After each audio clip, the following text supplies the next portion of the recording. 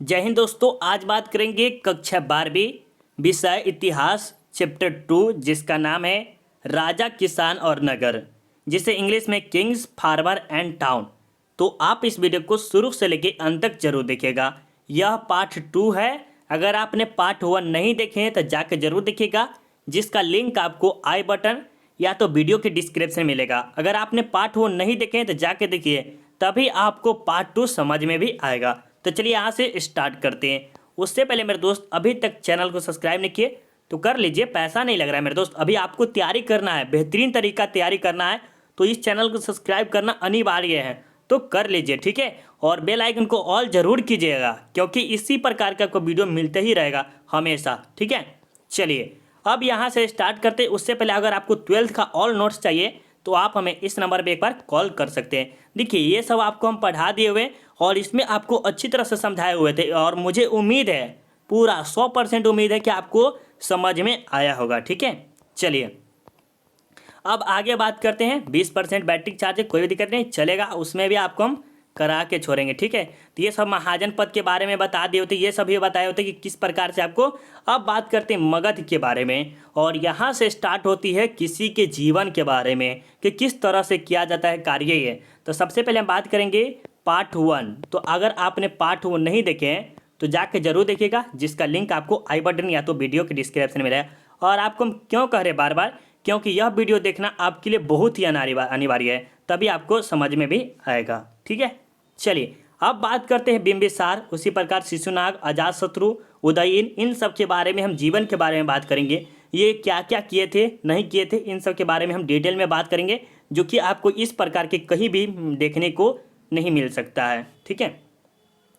सबसे पहले बात करेंगे बिंबिसार। बिंबिसार को जैसे हम कहें हर्यक वंश के सम्राट बिंबिसार ने मगध साम्राज्य की सर्वप्रथम स्थापना की थी। देखिए अब सबसे पहले समझिए, ये जो हर्यक वंश है ना, जो कि सम्राट बिंबिसार ने मगध साम्राज्य की सर्वप्रथम स्थापना की थी। किसने किया था? तो बिंबिसार ने किया था। किसका? मगध साम्राज्य की सर्वप्रथम स्थापना की थी। अब बात करते हैं हर्यक वंश के जन्म कब हुआ था और मृत्यु कब हुआ था। 544 ईसा पूर्व में जन्म हुआ था और 412 ईसा पूर्व में इसकी मृत्यु हो गई थी। किसकी? तो हर्यक वंश के। वहीं पर बात करते हैं बिंबिसार के, तो 544 में इसका जन्म हुआ था और 491 ईसा पूर्व में इसकी मृत्यु हो गया था, ठीक है। समझ में आ रहा है ना। चलिए अब उसके बाद करते हैं, वह 15 वर्ष की उम्र में गद्दी पर बैठ गया। कौन? तो ये हमारे बिंबिसार। बिंबिसार साहब जो थे वह 15 साल की उम्र में गद्दी पर बैठने वाला पहला व्यक्ति था। कौन था? पहला व्यक्ति था। उसने 8000 गाँव का एक शक्तिशाली साम्राज्य बना दिया। मतलब 8000 गाँव है ना, उन सबको शक्तिशाली बना दिया। इसने पहले गिरिब्रिज एवं बाद में राजगिरी को अपनी राजधानी बनाया। मतलब सबसे पहले क्या किया बिंबिसार जो है, वो पहले गिरिब्रिज को अपनी राजधानी बनाया, मतलब उससे पहले लपेटा, उसके बाद राजगिरी को लपेटा, फिर धीरे धीरे धीरे क्या हुआ, आगे चले। कौशल राज की पुत्री कौशल देवी, लिच्छवी शासक चेतक की पुत्री हेलेना एवं मद्र देश की राजकुमारी खेमा के साथ विवाह कर बिंबिसार ने अपनी स्थिति मजबूत की। वह अपने पुत्र अजातशत्रु द्वारा मारा गया। इस प्रकार बिंबिसार का अंत हुआ। देखिए अब बात समझिएगा, ये सबसे पहले याद रखिएगा, ये जो मगध साम्राज्य था उसमें क्या होता था, पिता का मृत्यु करता जाता था। मतलब कोई बच्चे इसका जन्म लिया ना, उसके बच्चे ही उसे मार देते। किसे? बाप को। क्या कहते? पिता को मार देते या बाप कह सकते, कुछ भी, ठीक है। तो सबसे पहले बात समझिए, अजातशत्रु की मृत्यु किसके द्वारा हुई थी? तो उसके पुत्र के द्वारा। सॉरी, बिंबिसार की मृत्यु किसके द्वारा थी? तो अजातशत्रु के द्वारा आते हैं, तो पिता का हो, पिता ही समझिए, ठीक है। चलिए अब बात करते हैं यहाँ पर अजातशत्रु के बारे में। किसके बारे में? अजातशत्रु का जन्म जो हुआ था 491 ईसा पूर्व में होता, और मृत्यु जो हुआ था 459 ईसा पूर्व में होता। क्या कहते हैं? अब एक बात समझिएगा सर, कहिएगा सर आप बोलते हैं 491 तो ज़्यादा हुआ, उससे आगे बढ़ना चाहिए ना, 600 650 होना चाहिए, बट आप तो कम ही करते चले, 459 बढ़ा रहे, ये कैसे होता है? तो इसके बारे में मेरे दोस्त एक वीडियो हम बनाने वाले हैं स्पेशल, तो चैनल सब्सक्राइब कर लीजिए। आपको इसी पे रिलेटेड सिर्फ आपको ये वीडियो मिलेगा। अगर आपको हम इसमें बताते हैं तो थोड़ा सा लंबा वीडियो बन जाएगा, तो ये मुझे अच्छा नहीं लगेगा। एक वीडियो आपको स्पेशल उसी पे आएगा कि 491 से 459 क्यों हो गया, ठीक है, इसके बारे में। अपने पिता बिंबिसार की हत्या करके मगध साम्राज्य बना। कौन? ये जो अजातशत्रु है, क्या किया? अपने पिता की मृत्यु करके वह गद्दी पर बैठ गया। राज्य प्राप्ति के लिए पुत्र द्वारा पिता की हत्या का यह प्रथम प्रमाण था, मतलब कि यह प्रथम बार देखने को मिली थी। फूट डालो और शासन करो, यह अजातशत्रु काल में ही हुआ था। मतलब ये जो अजातशत्रु है क्या किया? किसी के जीवन में फूट डालता था, कि नहीं कूटनीति नहीं होता, वो डाल उल कर क्या करते थे, वहां को जीत लेता था। तो वही कहा है, फूट डालो और शासन करो। ऑब्जेक्टिव में बहुत बार पूछा गया कि फूट डालो और शासन करो, ये किसके द्वारा बोला गया था? तो अजातशत्रु के द्वारा। बुद्ध की मृत्यु उपरांत अजातशत्रु ने उनकी भस्म पर राजगिरी में एक स्तूप बनाया। ये जो है क्या बनाया? राजगिरी बनाया। इसी के समय प्रथम बौद्ध संगीति आयोजित हुई थी। अजातशत्रु के समय ही प्रथम बौद्ध संगीति हुई थी। आपसे पूछा जा सकता है कि प्रथम बौद्ध संगीति किसके शासन काल में हुई थी? तो अजातशत्रु के काल में। याद रखिएगा मेरे दोस्त, ऑब्जेक्टिव हम आपको बहुत पार्ट 1 में भी आपको बहुत ही अच्छा से समझाए हुए थे, और पार्ट 2 में भी हम आपको ऑब्जेक्टिव बहुत ही क्लियर करते हुए चलते हैं। और सब्जेक्टिव बात रही तो आपको अपने से खुद समझना भी पड़ेगा, ठीक है। तो क्या होता है? फूट डालो और शासन करो, किसके द्वारा? अजातशत्रु के द्वारा। अजातशत्रु के शासन काल में ही प्रथम बौद्ध संगीति हुई थी। प्रथम बौद्ध संगीति, ये इंपॉर्टेंट MBBI याद कर लीजिएगा, ठीक है। अब बात करते हैं उदयीन। उदयीन के बारे में बात करते हैं। उदयीन ने अपने पिता अजातशत्रु की हत्या कर सिंहासन प्राप्त किया था। देखिए ये क्या हो रहा है, पहले क्या किया? बिंबिसार की हत्या किसने की थी? तो अजातशत्रु ने किया। और अजातशत्रु की हत्या किसने किया था? उदयीन ने किया था। ठीक है, ये क्या हो रहा है? पिता की मृत्यु करके अपना शासन प्राप्त कर रहे हैं, ठीक है। तो मतलब कि अपने पिता की मृत्यु करके अपने सिंहासन पर बैठ रहे हैं। जो किसका जन्म हुआ था 460 और मृत्यु जो हुआ था 444 ईसा पूर्व में हो गया था। उसने गंगा, सोन एवं पुनपुन नदी के संगम पर पाटलिपुत्र नगर की स्थापना की थी। अजातशत्रु ने, आप समझिएगा यहाँ पर ऑब्जेक्टिव में आपके 1 नंबर आ सकते हैं, ठीक है। गंगा, सोन एवं पुनपुन नदी के किनारे अजातशत्रु ने, देखिए पाटलिपुत्र की स्थापना कहाँ की था?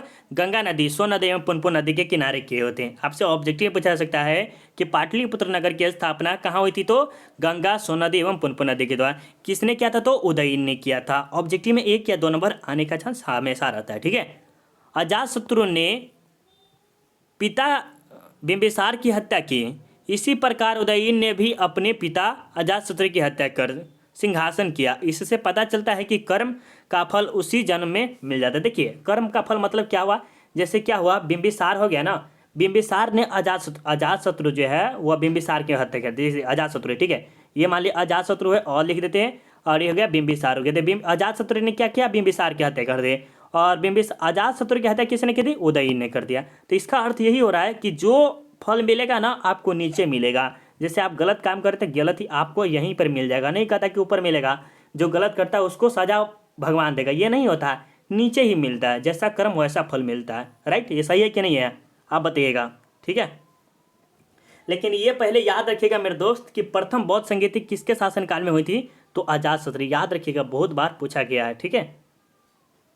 अब बात करते हैं शिशुनाग वंश के बारे में। शिशुनाग वंश जो कि 412 से 344 ईसा पूर्व हर्यक वंश के अंतिम कमजोर शासक नागदास को पंचयुत कर शिशुनाग नामक अमात्य ने मगध में शिशुनाग वंश की स्थापना की। शिशुनाग ने वैशाली को भी अपनी राजधानी बनाया था। किसने? शिशुनाग जो है वह क्या था? वैशाली को भी अपनी राजधानी बनाया हुआ था, ठीक है। परंतु उसके पुत्र कालाशोक ने राजा बनने के पश्चात पुनः पाटलिपुत्र को ही अपनी राजधानी बनाया। देखिए क्या हुआ, ये शिशुनाग ने क्या किया? किसको? वैशाली को राजधानी बना लिया। मगध जो था तो क्या बना? वैशाली बना ले। लेकिन बाद में क्या है, कालाशोक ने क्या किया? पाटलिपुत्र को ही राजधानी बनाए रखना। द्वितीय बौद्ध संगीति कालाशोक के काल में हुई थी। आपसे पूछा जा सकता है कि द्वितीय बौद्ध संगीति किसके काल में हुई थी? तो कालाशोक के काल में हुई थी। ये याद रखिएगा, आपको ऑब्जेक्टिव में आने का चांस रहता है, ठीक है। चलिए अब आगे बात करते हैं। देखिए मेरे दोस्त, गर्मी में बहुत हम आप सबके लिए हार्ड वर्क कर रहे हैं, तो इतना तो एक लाइक तो बनता है। अगर आप सब मेरा अगर शरीर देखेंगे अभी जस्ट, अगर आपको अभी दिखा दे, अगर फेस कर दे, तो आप कहिएगा कितना पसीने में आप वीडियो बनाते हैं सर, ये सोच नहीं सकते हैं, इतना गर्मी लगता है। आपको कहीं से भी आवाज़ आ रहा है? नहीं आ रहा होगा। आवाज़ आपको संभवतः बहुत न के बराबर आता होगा, क्योंकि घर के अंदर बनाना यह एक बहुत ही बड़ी बात है, बिना लाइट उठ के, बिना पंखा उंखा चलाए हुए। तो एक लाइक करना आपके लिए बहुत अनिवार्य है, और चैनल पर फर्स्ट है तो सब्सक्राइब जरूर कर लीजिएगा, ठीक है। चलिए नंद वंश, अगर आप सबके लिए मेहनत नहीं करते होंगे तो आप नहीं कीजिएगा लाइक, पक्का है, पता है, ठीक है। अगर मेहनत करते होंगे तो ज़रूर आप लाइक कीजिएगा, थोड़ा सा सपोर्ट कीजिएगा। 344 से 323 ईसा पूर्व में महापद नंद ने शिशु नाग वंश का अंत कर मगध में नंद वंश की स्थापना की। मतलब एक तरीके से समझिए, एक के मृत्यु किया था, दूसरा का स्थापना किया, एक फिर ऐसे ऐसे ऐसे होता ही रहता था, ठीक है। इस वंश के अंतिम शासक घनानंद थे। कौन थे? मगध वंश के सबसे अंतिम शासक कौन थे? तो घनानंद थे। सिकंदर ने भारत से जाने से पश्चात यहाँ अर्थव्यवस्था फैल गई। एक चंद्रगुप्त ने मौर्य ने चौकन्ने सहायता से मगध में नंद वंश को समाप्त कर मौर्य साम्राज्य की स्थापना की। क्या हुआ? मगध जो था वो नंद वंश के ओर से था, ठीक है। तो उसको क्या किया? उसे विनाश कर दिया। उसके बाद क्या हुआ? मौर्य साम्राज्य की स्थापना की। किसने की थी? तो मौर्य वंश ने, ठीक है। उन्होंने नंद वंश को समाप्त किया और मौर्य वंश की स्थापना कर दिया, ठीक है। अब यहाँ पर आता है मौर्य वंश, जो कि हद से ज़्यादा इंपॉर्टेंट है। क्या है? हद से ज़्यादा इंपॉर्टेंट है। MBBI आप सबको बताए हुए हैं, ठीक है। चलिए एक बार थोड़ा सा रिवीजन करते हैं। कहाँ से करेंगे? मगध से करेंगे, ठीक है। मगध से। यहाँ पर आपको क्या क्या पूछा जा सकता है कि छोड़िए ये सब, क्या आपको बात अपने आप समझ आएगा। अगर आप अपने कॉपी में नोट कीजिएगा तो आपको जरूर आएगा। चलिए अब मौर्य साम्राज्य के बारे में करें तो सोर्स से पहले बात करेंगे, ठीक है। साहित्यिक स्रोत में कौटिल्य का अर्थशास्त्र, विशाखादत्त, मुद्रा राक्षस, विष्णु पुराण एवं बौद्ध एवं जैन ग्रंथों से मौर्य साम्राज्य का इतिहास की जानकारी मिलती है। अब देखिए मौर्य साम्राज्य में किसके बारे में आपको जानकारी करना है, तो पहले हम बात करते हैं मगध साम्राज्य में। तो मगध साम्राज्य में किसके बारे में दें? घनानंद, नंदवंश, आपको बिंबिसार हो गया, उदयीन हो गया, अजातशत्रु हो गया, इन सब के बारे में बात की है। उसी प्रकार मौर्य साम्राज्य में आपको कौटिल्य के बारे में चलेगा, अर्थशास्त्र के बारे में चलेगा, विशाखादत्त के बारे में चलेगा, मुद्रा राक्षस के बारे में, विष्णु पुराण के बारे में पता चलेगा, बौद्ध धर्म, जैन धर्म, इन सब के बारे में आपको कहाँ मिलेगा? मौर्य साम्राज्य में, ठीक है। बहुत अच्छा। अब यहाँ पर बात करते हैं, आपको यहीं से हम दिखाने का कोशिश किए हुए थे कि मौर्य साम्राज्य, सॉरी चंद्रगुप्त मौर्य, थोड़ा सा बोलने में मिस्टेक हो गया। चंद्रगुप्त मौर्य, जिसका जन्म जो हुआ था 322 से 298 ईसा पूर्व। ये भी याद रखिएगा क्योंकि आने का चांस रहता है। ऐसा नहीं कह सकते कि 100% ये आएगा, क्योंकि देखिए अगर आप चैप्टर वाइज पढ़ रहे हैं तो आप टॉपर के लिए लिस्ट में आ रहे हैं। क्या रहे? अगर आप चैप्टर वाइज पढ़ रहे हैं ना तो आप टॉपर की लिस्ट में आने वाले हैं। और ऐसा ही अगर पढ़ रहे हैं, सिर्फ आपको रिजल्ट में देखना है कि मेरा फर्स्ट सेकेंड थर्ड कुछ भी आ जाए, ये तो आप टॉपर के लिए नहीं पढ़ रहे। अगर आप चैप्टर वाइज पढ़ रहे तो ये आप टॉपर सोचे हम टॉपर बनने जा रहे हैं, ये समझिएगा। अगर चैप्टर वाइज पढ़ रहे तब, और इतना छोटी छोटी बात अगर आप ये याद करते हैं तो सही में आपको टॉपर बनने से कोई भी नहीं रोक सकता है, ठीक है। चंद्रगुप्त मौर्य भारत में मौर्य वंश का संस्थापक था, ठीक है।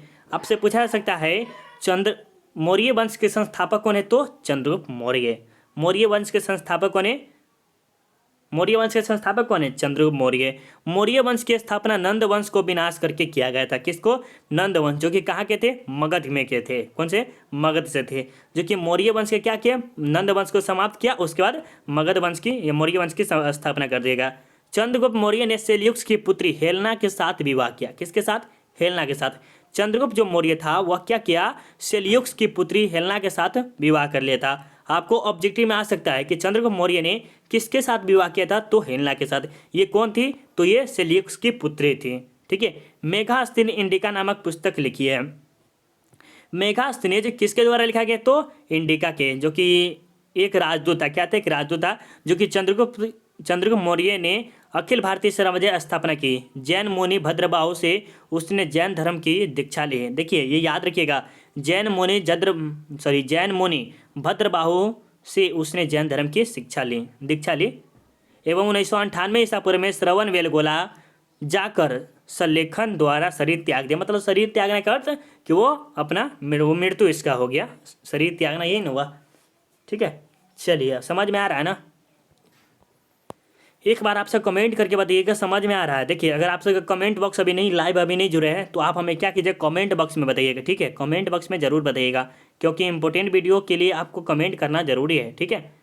बिंदुसार अमित्रघात। क्या है? अमित्रघात।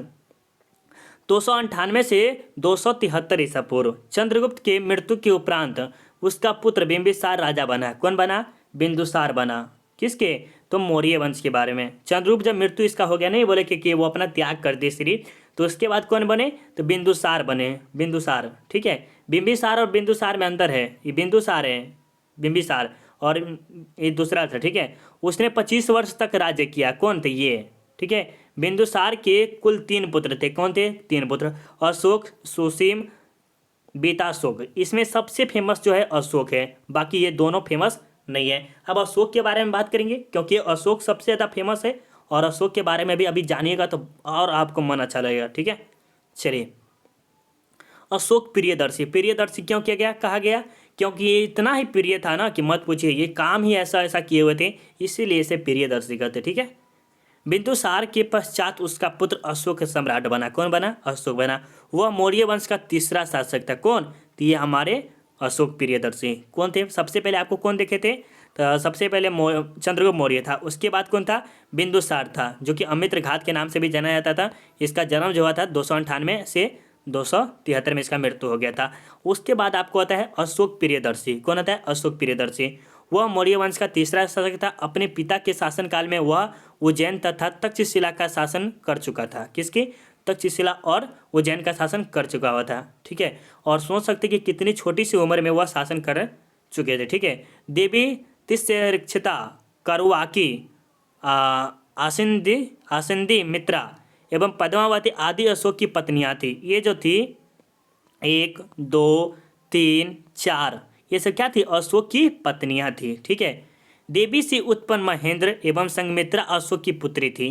पुत्र और पुत्री थी, ये आपसे पूछा जा सकता है।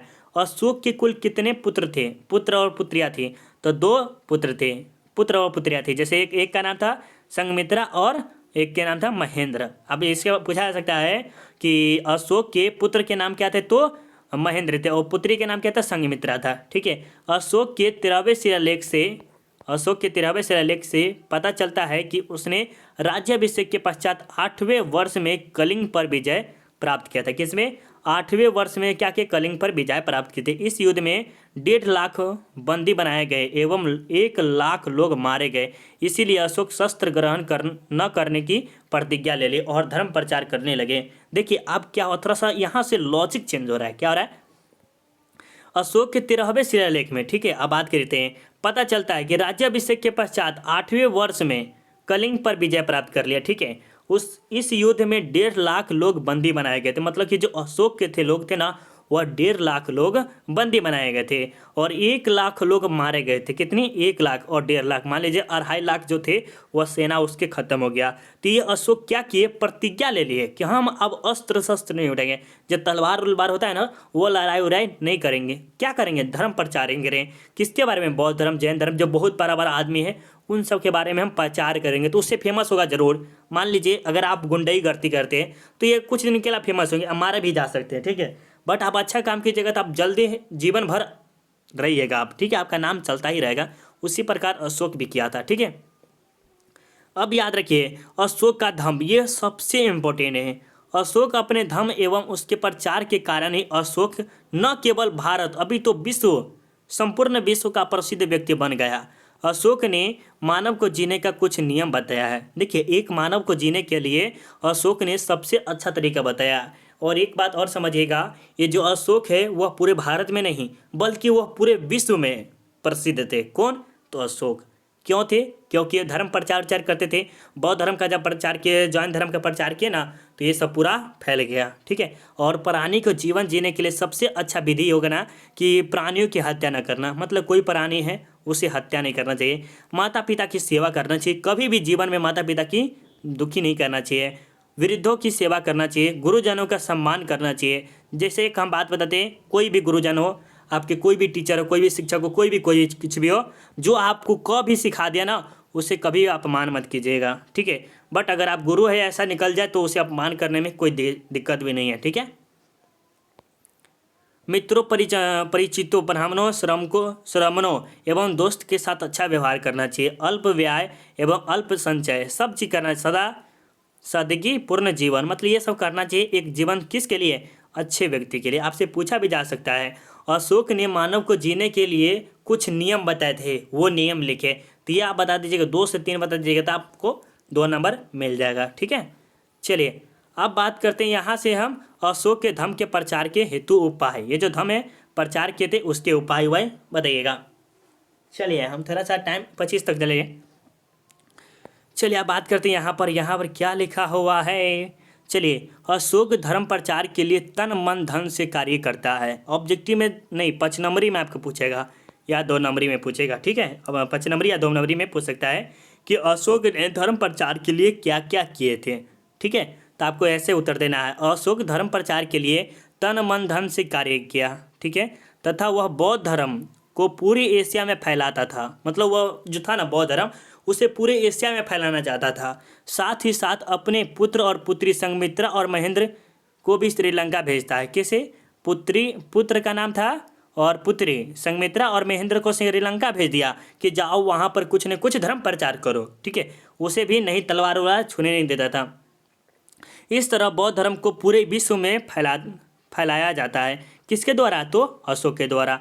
राजबली पांडे ने उचित ही लिखा है, वास्तव में बिना किसी राजनीतिक और आर्थिक स्वार्थ के धर्म प्रचार का यह पहला उदाहरण है और इसका दूसरा उदाहरण अभी तक इतिहास में उपस्थित नहीं है। मतलब कैसा कह सकते हैं कि राजनीतिक और आर्थिक के बिना, इसको छोड़कर क्या कि अशोक ने धर्म प्रचार करने का सबसे अच्छा विचार यही किए हुए। ऐसा दूसरा अभी तक इतिहास में मिला नहीं है, ठीक है।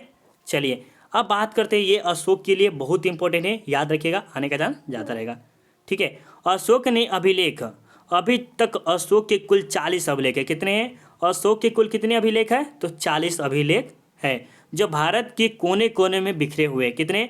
भारत को पूरे कोने, जैसे हो गया हिमाचल प्रदेश हो गया, मान लीजिए हिमाचल प्रदेश हो गया, मान लीजिए राज्य के नाम में जहाँ जाओ गया, बिहार हो गया, यूपी हो गया, उत्तर झारखंड हो गया, इन सभी क्षेत्र में फैले हुए हैं, समझ गए, जो भारत के कोने कोने में बिखरे हुए। देवदत्त कृष्ण रामकृष्ण भंडारकर महोदय ने तो मात्र अभिलेखों के आधार पर ही अशोक का इतिहास लिखा है। अशोक के अभिलेख को 3 वर्गों में बांटा गया है। कितने? 3 वर्गों में। कौन नाम यह है ये याद रखिएगा आपको, देवदत्त रामकृष्ण भंडारकर महोदय ने मात्र अभिलेख, कुछ इसका साक्ष्य मिल गया, अभिलेख उसके बारे में लिख दिया। किसके? अशोक के बारे में। चलिए बात करते हैं, कितने शिलालेख है अशोक के? कितने शिलालेख है? 14 है। अभिलेख कितने हैं? 40। अभिलेख कितने हैं? 40 है। स्तंभ लेख कितने? 6। गुहा लेख कितने? 3। याद रखिएगा, आने का चांस तो रहता है, बट ये ज़्यादा खास नहीं, बट ये आपको आ सकता है। शिलालेख कितने लिखे? अशोक ने कितने शिलालेख लिखे? तो 14। अभिलेख कितने? 40, ठीक है। चलिए अब यहाँ पर बात करते हैं, यहाँ पर आपको क्या है, ब्राह्मी एवं खरोष्टी लिपि। यह लिपि बाएं से दाएं लिखी जाती है, बाएं से दाएं। बायां के अर्थ यहाँ से लिखा जाता है, यहाँ तक अंत होता है। और हड़प्पा सभ्यता में क्या से था? दाएं से लेके बाएं की ओर लिखा जाता है। जैसे आपको हम बताते हैं, जैसे हम अपना नाम लिखते हैं, ठीक है, नाम ये हो गया, ठीक है। तो ये हो गया हड़प्पा सभ्यता के बारे में। और अभी के जो चल रहा है खरोष्टी लिपि के, तो ये होता है नाम ऐसे, ठीक है, ये हो गया बाएँ से दाएँ, ठीक, समझ में आ रहा है ना। ब्राह्मी लिपि आधुनिक भारतीय भाषाओं में प्रयुक्त होने वाली लिपियों में मूल है। मतलब अभी जो चल रहा है मॉडर्न, इसमें अभी चलता है, ठीक है। ब्राह्मी लिपि से ही हिंदी, पंजाबी, बांग्ला, मराठी, गुजराती, तमिल, तेलुगु एवं आदि भाषाओं की लिपियों का विकास हुआ है। मतलब कि ब्राह्मी लिपि से ही क्या हुआ, इन सभी लिपियों का निर्माण हुआ है। 1837 में सर्वप्रथम जेम्स प्रिंसेस ने ब्राह्मी लिपि को पढ़ने में सफलता प्राप्त की थी। मतलब कि 1837 ईस्वी में सर्वप्रथम जेम्स प्रिंसेस ने ही क्या किया, वह ब्राह्मी लिपि को पढ़ने में समर्थ पाए थे, ठीक है। तो यहाँ तक आपको थे क्या थे, वह पार्ट 2 भी हो गया, ठीक है। और ये पार्ट 3 भी बहुत महंगा ना पड़ जाए, इसीलिए आपको पार्ट 3 में आपको वेट करना पड़ेगा, ठीक है। तो पार्ट 3 के लिए मेरे दोस्त आप सब जरूर बने रहेंगे, क्योंकि अब एक लास्ट है, लास्ट में आपको ज़्यादा टाइम नहीं लगेगा, क्योंकि लास्ट और बेस्ट है, लास्ट आपको और बेस्ट है, तो लास्ट आपको छोड़ना नहीं है। अगर आपको PDF चाहिए तो आप टेलीग्राम पे जाकर सर्च कीजिएगा self study with Kundan Kumar, वहाँ पर आपको मिल जाएगा। अगर आपने पार्ट 1 नहीं देखे तो जाके जरूर देखिएगा, यहाँ पर आपको मिल जाएगा। तत्काल आप अगर आप ऑब्जेक्टिव देखना चाहते हैं तो ऑब्जेक्टिव का लिंक आपको यहाँ पर स्क्रीन पे आने वाला है, तो वेट कीजिएगा, आपको आएगा, ठीक है। और चैनल को सब्सक्राइब जरूर कर लीजिएगा। मिलते हैं अगले पार्ट में। अगर आपको पूरा अगर ऑल सब्जेक्ट का चाहिए, 12th ऑल सब्जेक्ट नोट्स, तो आप एक बार इस पर कॉन्टैक्ट जरूर कर लीजिएगा, ठीक है। अगर आपके भाई बहन दोस्त कोई भी अगर 10th क्लास में, तो RDX सेल्फ स्टडी के बारे में जरूर बताइएगा। जय हिंद, मिलते हैं अगले पार्ट में, बाय बाय, लव यू।